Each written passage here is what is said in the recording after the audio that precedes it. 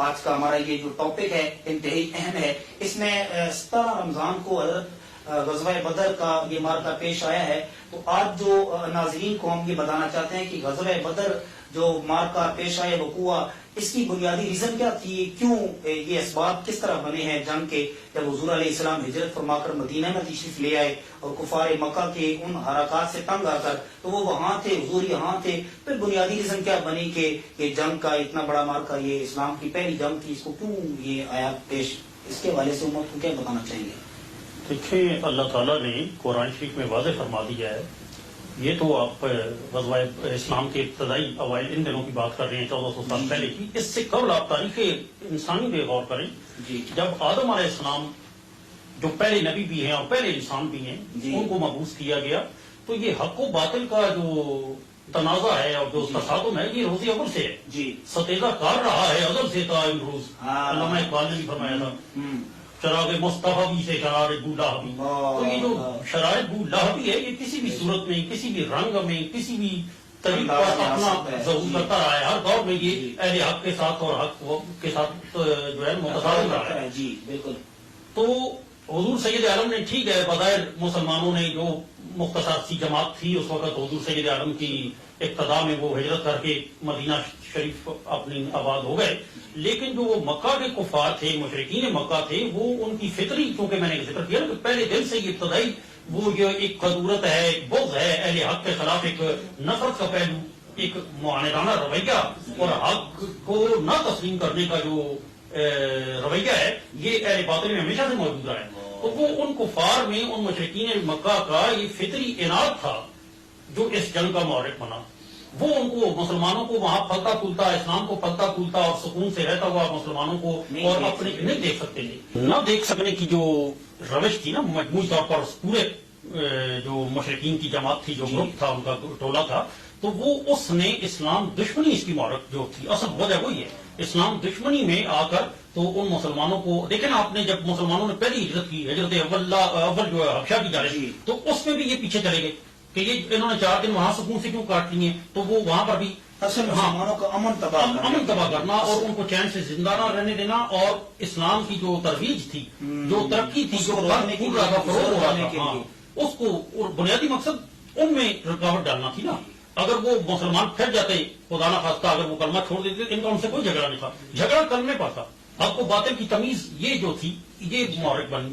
جیسا کہ اللہ تعالیٰ نے فرمایا کہ یرید اللہ ان یحق الحق بکلماتہ ویقطع دابر الکافرین. تو یہ حق و باطل کا مارکہ، یہ مقصد منشاء اسلام کا اور حق کا ہمیشہ سے رہا ہے کہ کفر کی سرکوبی کرنا، باطل کی سرکوبی کرنا اور اعلاء کلمۃ اللہ، کلمۃ الحق کی سربلندی کرنا. اصل یہ چیزوں کو کھٹکتی تھی. بغض تھا وہ بانی اسلام اور اسلام کی ترویج، اسلام کی ترویج و اشاعت کے ساتھ تھا، اس کی تفریح و فروغ کے ساتھ تھا. وہ پھلتا پھولتا ہوا اسلام کو نہیں دیکھ سکتے تھے. اللہ اور رسول اللہ کی تعلیمات سے جو معاشرے میں تبدیلیاں آ رہی تھیں، جو انقلاب آ رہا تھا، لوگوں میں پاکیزگی اور طہارت آ رہی تھی، للہیت اور خشیت کا پہلو پیدا ہو رہا تھا.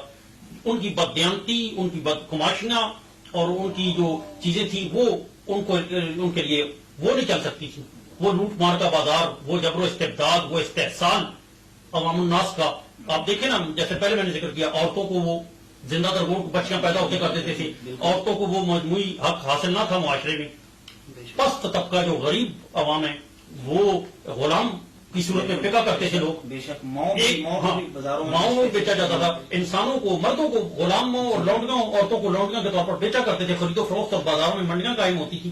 تو اب اسلام جب اللہ کا تعلیمات اور اللہ اور رسول کا قال اللہ اور قال رسول کا فروغ ہو رہا ہے، تو وہ تو یہ سب کچھ نہیں کرنے دے گا. تو وہ دکانداری ان کی ظاہر ہے ان کی ختم ہو جائے گی. تو یہ اناد اور یہ عداوت تھی. دیکھیے رسول اکرم صلی اللہ علیہ وسلم نے ہجرت فرما کر یہاں تشریف لیا تو 313 کی یہ جماعت، ہاں یہ بات میں جب جذبہ ایمان دیکھیں، اس پر آپ کیا پیغام دینا چاہیں گے کہ 313 پیش نظر تھے رسول اللہ کے، اور دوسری طرف 3 گنا زائدہ تھے، باوجود اس کے پھر بھی حضور ان 313 کو لے کر تشریف لے گئے. اونٹ بھی کم ہے، سواریاں بھی کم ہیں، ساز و سامان بھی نہیں ہے، جنگ و جدال بھی نہیں ہے. تو اس پر امت مسلمہ کو کیا پیغام ہے؟ روزے کی حالت میں ہے اور 12 رمضان کو یہاں سے نکلتے ہیں، مدینہ شریف سے بدر کی طرف جاتے ہیں، تو 5-6 دنوں میں ہم سفر کی حالت ہے. اس میں آپ کیا کہتے ہیں، امت کو کیا پیغام دینا چاہیں گے رمضان کے ساتھ؟ اس کا جو ایک ربط بھی ہے بدر کا، تو امت کو اس حوالے سے کیا آپ کہنا چاہیں گے؟ اس چیز کا خلاصہ جو ہے نا، علامہ صاحب عارف لاہوری علامہ اقبال علیہ رحمہ نے بیان کیا تھا کہ اگر آج بھی